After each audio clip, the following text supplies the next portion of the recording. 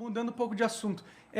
Vocês não acham que... Eu tenho um pensamento bem pessimista com a política. Eu acho que não tem Tinha solução. reparado, não? Eu acho que não tem solução. Eu acho que vocês vão se frustrar muito ainda na vida de vocês, nessa trajetória aí. Porque o problema é que o jogo, ele tem as regras do jogo. E as regras dos jogos vão sempre produzir um produto. A regra do jogo, enquanto não mudar, vai sempre produzir um tipo de cenário político. Mas como é que a gente saiu da barbárie para a civilização? Como é que os Estados Unidos se organizaram? Como é que o Chile, é o que está hoje, está enfrentando suas convulsões?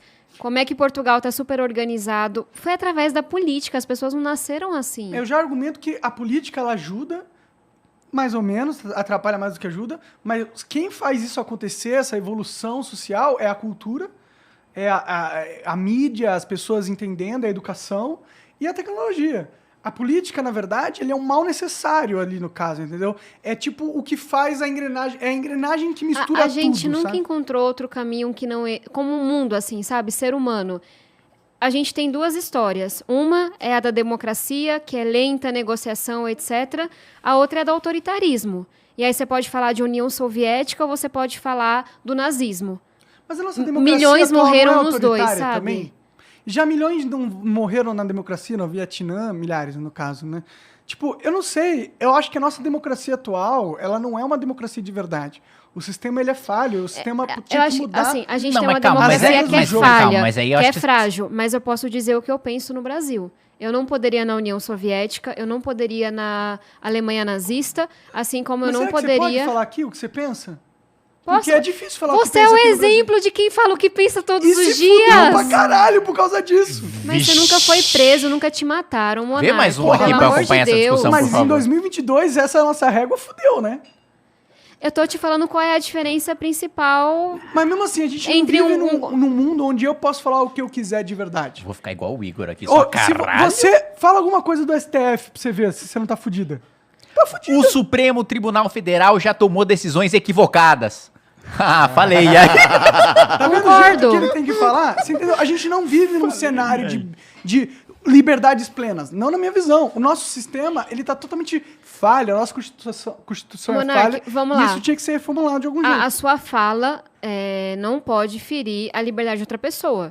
Eu sim processo pessoas que me ameaçaram de morte. Processo pessoas que me incitaram a violência contra mim. Pessoas famosas e pessoas anônimas. Então, tem limites numa democracia para a liberdade de expressão, que é onde começa a do outro. Agora, assim, nosso Brasil tem vários problemas. Na saúde, na educação, infraestrutura. Sento ao teu lado 10 horas para listar os problemas do Brasil. Agora, eu acho que a gente pode dizer sim que nós temos a liberdade de expressão no Brasil. E que isso é infinitamente melhor do que em um país como o Afeganistão, em que mulher não pode estudar. Não, se Mulher a gente- não pode abrir a boca na rua, não pode sair sem um homem do lado. Se a gente for comparar com o Afeganistão, tá, com certeza o Brasil tá anos-luz desse tipo de sociedade em questão de liberdade de expressão. Mas o que você propõe, então, se você... Porque, assim, eu concordo que a democracia é frágil, que a nossa democracia pouca gente participa, são pequenas elites pegando o que a gente tem, e isso acontece da esquerda à direita, concordo com tudo isso. A gente acha que isso entrou para a política porque a gente acha que tá uma merda e tem que melhorar. Mas eu acho que é importante a gente entender quais são as alternativas. O mundo apresenta uma alternativa, que é o autoritarismo. De esquerda ou direita, eu tô correndo disso. E se a gente for pro outro lado? Qual que é o outro lado? Dividir ainda mais o poder político. Hoje o É poder... aprofundar a democracia, isso. Eu concordo, mas eu não tô... o meu argumento aqui não é contra a democracia em si, e sim contra o sistema atual onde a nossa democracia funciona. Eu enxergo como se fosse um sistema operacional. A gente está rodando o Windows da sociedade no Windows 95, entendeu? Concordo. O sistema operacional nosso é menos ainda? Não, o Windows 95 era bom, eu usava. Entendi. O 95 chegou a ser maneiro, foda era o milênio.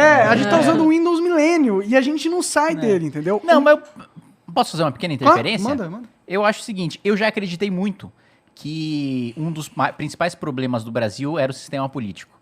Eu, por exemplo, sou defensor do voto distrital misto, né, que é você dividir por distritos e você ter uma parte que é voto por partido, tá, para ter voto ideológico, porque não existe, salvo algumas exceções, não existem bairros ideológicos, né?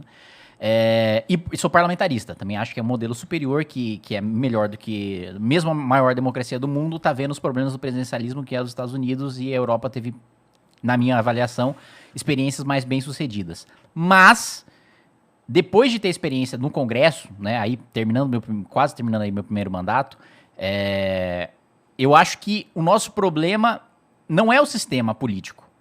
Eu acho que o sistema político não mudaria grandes coisas na composição política, no jogo político.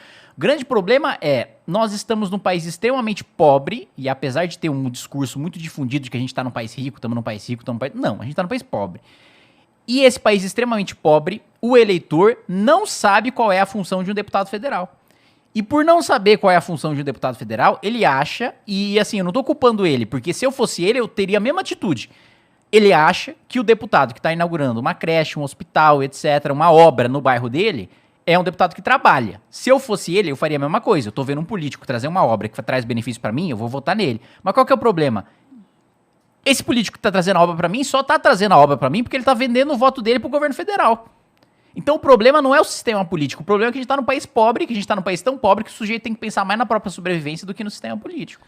Eu concordo, mas eu discordo. O ponto da gente estar num país pobre e isso vai trazer maiores dificuldades para o nosso sistema político, eu concordo, é verdade. Isso aí você observa em qualquer país do mundo. Quanto mais pobre, mais corrupto ele é. Mas eu acho que o problema da gente ser pobre, de continuar pobre, porque a gente é pobre atualmente, a gente não precisava ser tão pobre. A gente é pobre atualmente por causa da política, por causa do jeito que as regras são organizadas, entendeu? Eu não consigo tirar a culpa do sistema, porque dentro de um jogo, quem faz o jogo? O que faz o jogo? É o sistema. As regras do jogo definem o comportamento do usuário. Se a gente tem uma regra do jogo totalmente falha e que define um comportamento do usuário merda, não importa... Tipo, primeiro que o comportamento do usuário vai sempre ser reforçado para ser merda, por causa do sistema. Segundo, que é isso?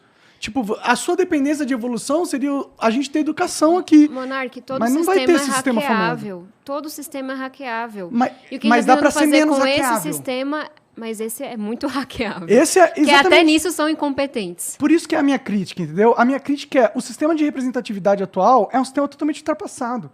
A gente hoje a gente pode hackear esse sistema e melhorar ele. Eu também acho, mas não é com pessoas lá dentro, é mudando o sistema. Entendeu? Mas a gente não muda as regras do jogo sem mudar a lei. Você precisa escolher um caminho para mudar o sistema. Ou revolução ou instituição. Exemplozinho de brigar contra o sistema. Pandemia, mais da metade de quem mora em favela não conseguiu estudar. Por quê? Maioria não tem internet, não tem equipamento. Abril de 2020, bancada da educação, e esse PL, nem pensei, mas tem uma participação fundamental do Kim. A gente apresenta um projeto besta. Besta assim, em ser simples. Aluno pobre vai receber acesso à internet, um chip, internet patrocinada e um equipamento. Básico, se paga. A molecada não está estudando. De abril até dezembro, eu era relatora do projeto, a gente lutando para aprovar esse projeto. Teve um dia, depois que eu estava dias acampando, comendo marmita lá na Câmara, brigando, porque assim, não é que a galera era contra, o governo era um pouco contra, mas assim, não era prioridade, não interessava a ninguém. O Kim, você lembra disso? Quase meia-noite, assumiu a presidência temporariamente e aprovou o meu PL de conectividade. É verdade, Toca aqui, é verdade. Eu não lembrava disso. Eu lá, dias assim, sem brincadeira, comendo marmita, sem sair, enchendo o saco. Eu só vou encher o saco da galera. Aprovamos. Ou seja, a solução é um golpe, né? Que foi o que eu fiz. Eu não ia colocar dessa forma, ele só assumiu temporariamente. Mas, gente, não tinha quase ninguém. Ele assumiu a presidência, eu tava lá no chão, tava o general Peternelli, lembra? Eu lembro, Peternelli. E a gente aprovou o projeto quase meia-noite. Foi pro Senado, conseguiu aprovar no Senado, o Alessandro Vieira ajudou. O governo federal vetou o projeto, que era fundamental no meio da pandemia. Mobilização, tava lá toda semana, sentava alguém, ligava, enchia o saco, conseguiu derrubar o veto. Qual que foi a mentira da vez? Que não tinha fonte de orçamento. Não tinha fonte de renda. Sendo que eu fui uma das autoras, eu era relatora, e estava lá a fonte FUSH, que é um fundo que foi criado para universalizar as telecomunicações, que o governo nunca tinha utilizado. Enfim, né? Um fundo bem maior do que precisava. Aí a gente foi lá e derrubou o veto. O que o governo fez? O governo... Como é que foi? Deixa eu lembrar a ordem. Entrou na justiça para anular o projeto. Aí lá foi a Tabata, com o Rigoni, com todo mundo, fazer reunião com o ministro do STF para explicar como isso era bizarro. Não achasse pouco, o governo editou uma medida provisória, que é uma lei que começa a valer, para anular o nosso projeto. Aí lá foi a Tabata, reunião com o presidente do Senado para explicar que não era para votar aquela medida provisória. A medida caducou, venceu o prazo dela. O STF falou que a lei era constitucional, que o governo tinha que implementar. Finalmente, nas próximas semanas, estados e municípios vão receber o dinheiro para conectar aluno pobre. Vejam, 2 anos. Isso é um pouco de hackear o sistema. Não era de interesse da maioria pegar esse fundo que eles usam para outras coisas para conectar aluno pobre. É esse tipo de coisa. É comer marmita, é fazer acampamento, é contar com seu amigo do MBL que assumiu a presidência porque é do DEM, não sei o quê. Mas assim, 2 anos. Não, Kim, foi basicamente isso, mas você foi parceiro naquele dia. 2 anos, aí você pode falar. Sou feliz e puto. Quanto? Mas me serviu muito a sua afiliação naquele momento. 2 anos pra gente aprovar um projeto que, se fosse quando a gente apresentou, sabe, bancada da educação inteira. Diferente. Muito aluno teria estudado, muito aluno não teria saído da escola. Muita coisa que você mencionou estaria mais perto da gente resolver. Mas está aprovado agora e vai ajudar muita gente. Então, lutar contra o sistema é um pouco disso. Muitas vezes não é porque as pessoas odeiam seu projeto, é porque seu projeto não é importante para elas, sabe? E aí, assim, olha quanta coisa você poderia falar. Caramba, se todo projeto é esse esforço, abandona. Você pode falar, olha as formas quase que hilárias que a gente foi lutando contra, sabe? Imagine se tem mais gente. Se além do Rigoni, do Alessandro, do Kim presidindo, tem mais uns 3. Tem mais uns 6, sabe? Eu acho que... Eu vou te trazer 2 frases aqui, Monark, seu incrédulo da democracia. A primeira frase é Não, de eu não sou incrédulo. Winston Churchill, né? Um sujeito, assim, que graças a ele que, em vez de estar uma suástica nazista, aqui tá escrito Flow. Ele dizia o seguinte, democracia é o pior sistema de todos, com exceção de todos os outros. Sim, sim. E outra coisa, foi a frase de essa de Queiroz, né? Todo mundo aí, poeta esse se eu menino. tiver inventando frases, o pessoal já pode dar Para o de Google ler aí, o ó. chat. Meu, você tá lendo o chat Não, eu mesmo. tava lendo o chat, sabe por quê? Pra ver se essa galera tava indo pesquisar o Kataguiri Katsumoto. E foram pesquisar e eu tô falando a verdade. Chupa. Muito bem. Eu não duvido. Essa de Queiroz. Pode dar o Google aí. Disse isso mesmo, hein? Eu estava... Brincadeira. Políticos e fraldas devem ser trocados periodicamente, pelas mesmas razões. Porra, isso é verdade. Então quanto você vai ser da política? Ah, mais um tempinho. Né?